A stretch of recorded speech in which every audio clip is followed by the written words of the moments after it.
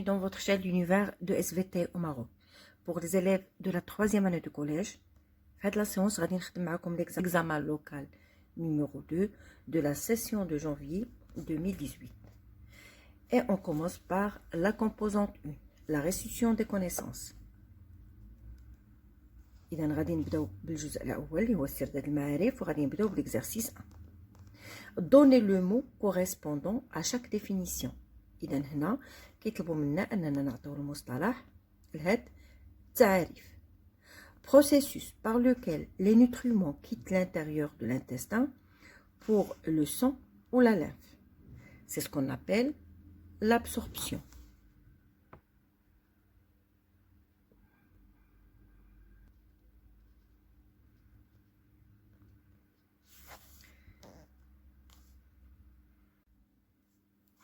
Substance organique qui catalyse une réaction biochimique. C'est ce qu'on appelle l'enzyme.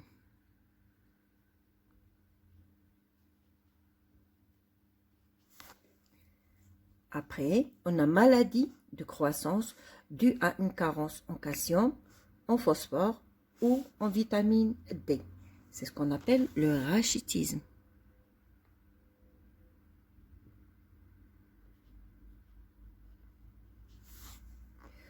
Sucre produit par le foie, donc c'est la bile.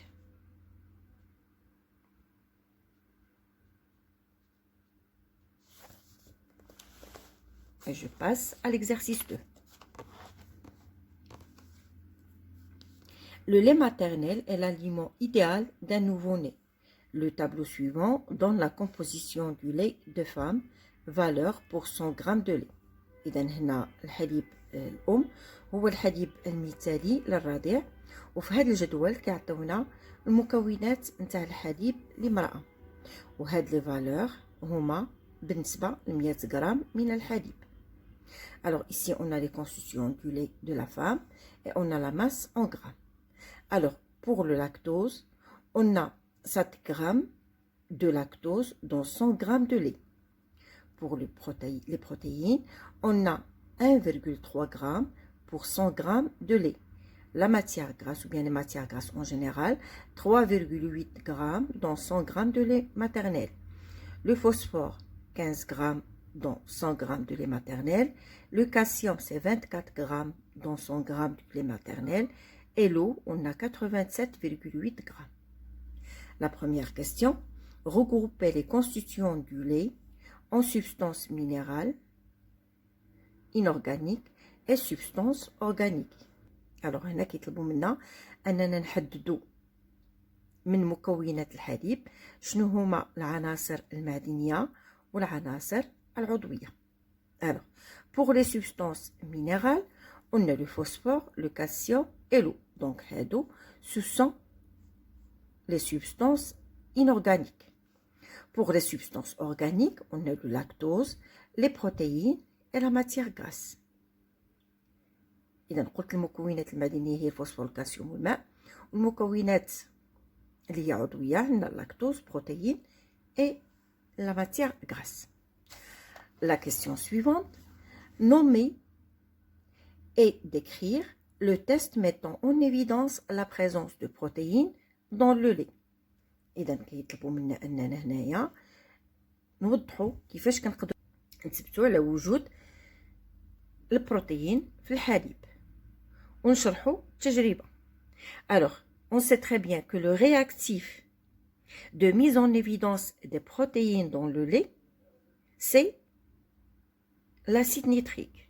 On obtient une coloration jaune en présence de protéines. La question suivante. Indiquez les étapes de la digestion que subit chacun des constituants du lait dans le tube digestif en nommant les enzymes et les organes digestifs impliqués. هنا كيطلبوا منا شنو هي مراحل هضم الحليب أو مكونات الحليب داخل الأنبوب الهضمي مع ذكر الأنزيمات والعضو اللي كيتدخل في هاد la digestion. Alors, on va suivre le trajet au niveau du tube digestif. Ça veut dire on va voir quelles sont les modifications puis au niveau de la bouche et l'œsophage, après au niveau de l'estomac et au niveau de l'intestin grêle. Alors tout d'abord, au niveau de la bouche et de l'œsophage, il ne se produit rien. Au niveau de l'estomac, les protides se transforment en polypeptides. Au niveau de l'intestin grêle, les polypeptides se transforment en acides aminés et les lipides ou les matières grasses se transforment en acides gras. Tandis que l'eau et les sels minéraux et les vitamines ne subissent aucune simplification moléculaire car ils sont constitués de petites molécules, donc pas de digestion.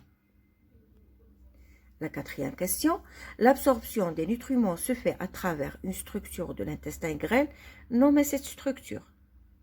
Alors, l'absorption des nutriments se fait à travers l'intestin grêle et plus exactement au niveau des villosités intestinales. Alors ici, la structure, c'est les villosités intestinales. Je passe à l'exercice 3. Complétez ces phrases à trous. Alors, le est un muscle, il fonctionne comme une pompe. Donc, c'est le cœur. Alors, le cœur est un muscle qui fonctionne comme une pompe. Les transportent le sang des organes vers le cœur. Donc, les veines transportent le sang des organes vers le cœur. Les transportent le sang du cœur vers les organes. Donc, ici, c'est les artères. Alors, ce sont les artères qui transportent le sang du cœur vers les organes. Enfin, les assurent la circulation du sang dans un sens unique. Ce sont les valvules.